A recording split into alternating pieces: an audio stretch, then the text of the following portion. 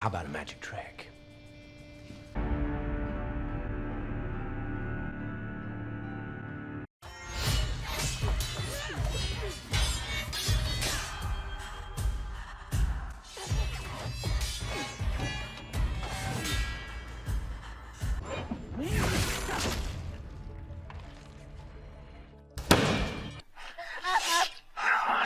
It's gone.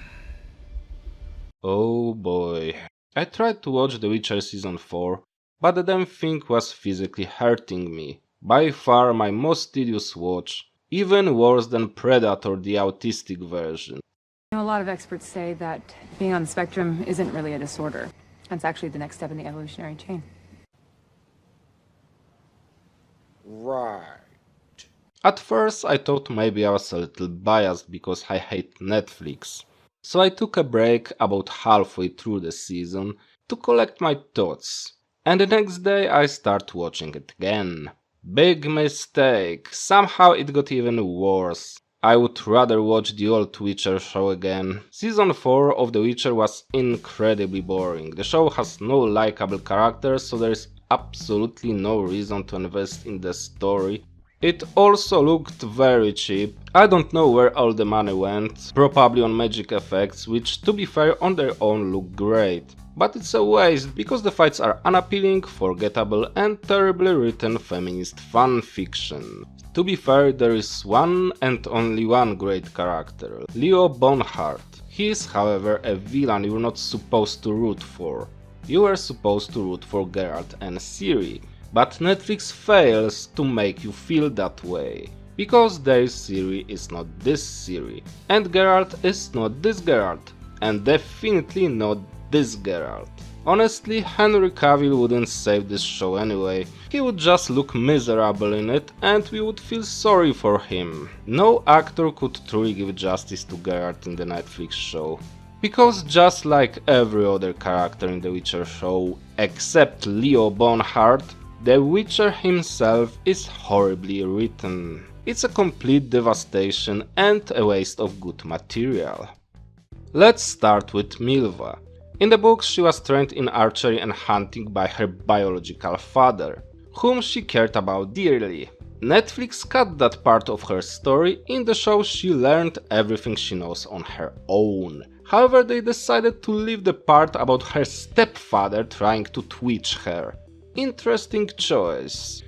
In the book she was a likable, direct and brave woman. In the show she's just an edgy bitch. Next is Regis, another fan favorite character. You probably heard from some talking forehead on YouTube that the race swap is actually okay if it involves a well-known talented actor. As an example, previously mentioned talking forehead may have used Samuel L. Jackson in the MCU. And yes, his portrayal of Nick Fury was top-notch. But let's be honest for a minute. Lawrence Fishburne is not Samuel L. Jackson. He's the guy you hire when you can't afford Samuel L. Jackson. And I'm not saying Fishburne is not a great actor, but his portrayal of Regis is awful. In the books, Regis was funny, clever and sarcastic. Every scene with him was the best scene. Lawrence Fishburne fails to embody that. His monotone dialogue will put you to sleep, but it may not be the actor's fault. It's just classic Netflix inability to understand the characters they are adapting. Lawrence Fishburne may not be Samuel L. Jackson, but he is still a renowned actor, so I assume that Netflix paid him a lot of money to put him in the role he was clearly not fit for. Good job, Netflix. You may think that Regis' backstory in the show is kind of cool, which is fair, but I do have massive issues with it. In the books, blood is like alcohol for higher vampires. They don't have to drink it, they just want to. Regis was an addict. He was always drunk. One day he was flying under the influence, which ended with him crashing like the drunk loser he was. Then a bunch of peasants got to him, Regis was stabbed and chopped to pieces and buried deep in the ground. For 50 years, because this is how long it took him to regenerate. While he was stuck in that hole, he realized that maybe he shouldn't drink blood anymore. Maybe it's not such a great idea.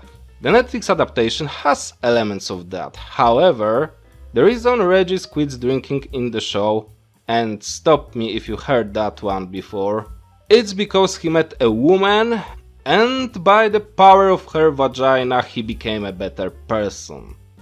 I think Netflix adapted the wrong book. Lauren, I know that you probably read a lot of books like that, but this is The Witcher, not that time when I got drunk and saved a demon.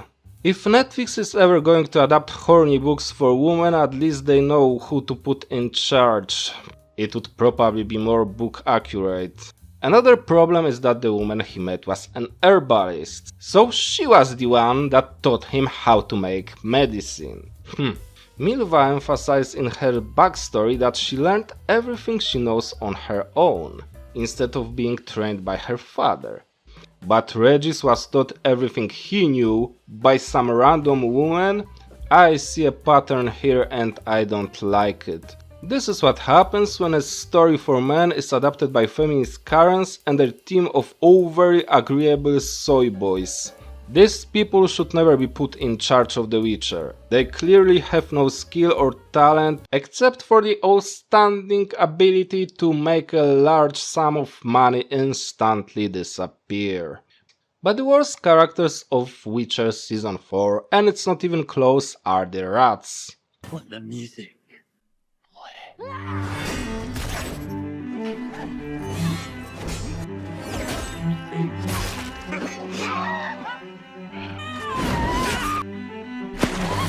Pickled rats. In the books, rats are not sympathetic at all. Not even a little bit. They're just bandits that groomed Ciri into being evil.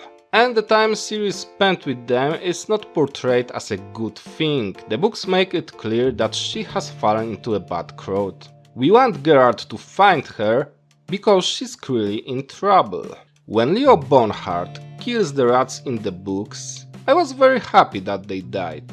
In the show, you are not supposed to be happy when Bonhart chops their heads off, because Netflix tried to make them a sympathetic band of annoying misfits. But they are the worst part of the show, which is what makes this fight scene so amazing. And this is probably the only good fight scene in the entire show. The rats are finally dead, thank God. Bonhart is one of my favorite characters from the books. Unfortunately, he dies at the end of the story, which is why he was never in the games. I always thought it was a damn shame, because not as many people read the novels. So now at least we have a great live action version of Bonhart. Good job, Netflix.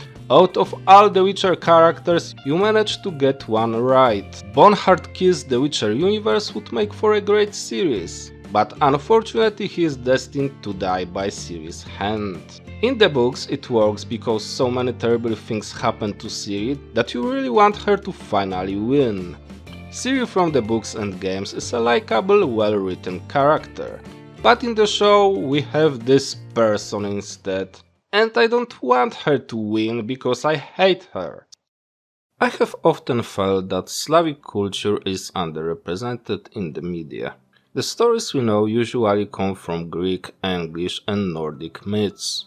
Asian culture is also gradually becoming more popular, mainly through anime and games. Of course it never surprised me, I was never really upset about it, but at the same time I do think Slavic folklore and mythology have a lot to offer to the entire world. And that indeed was the case with the Witcher games. So I will forever be grateful to CD Projekt Red for that, even when I'm annoyed by some other things they do.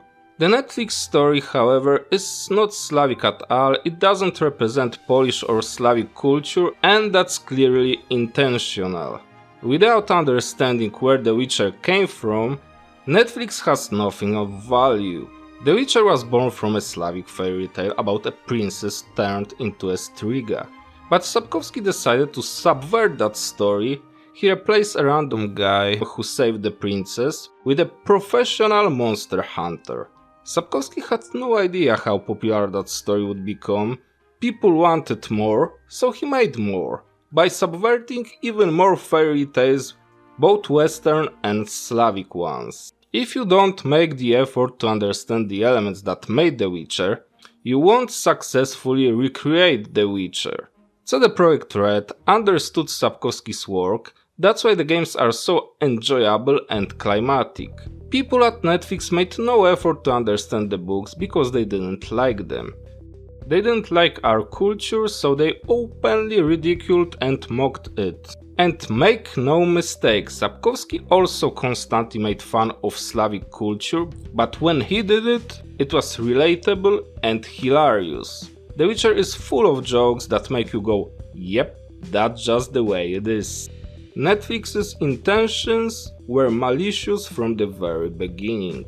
They were never going to give The Witcher fans what we really wanted. And these people, even if they tried, wouldn't be able to understand not only The Witcher, but really any heroic fantasy. I mean, they even look retarded. Do you want to consume media made by retards? Of course not. Nobody wants that. So yeah, The Witcher Season 4 is just a waste of time. It doesn't feel like The Witcher at all. When you take the story people really liked, only to change it into something completely different, then what was the point?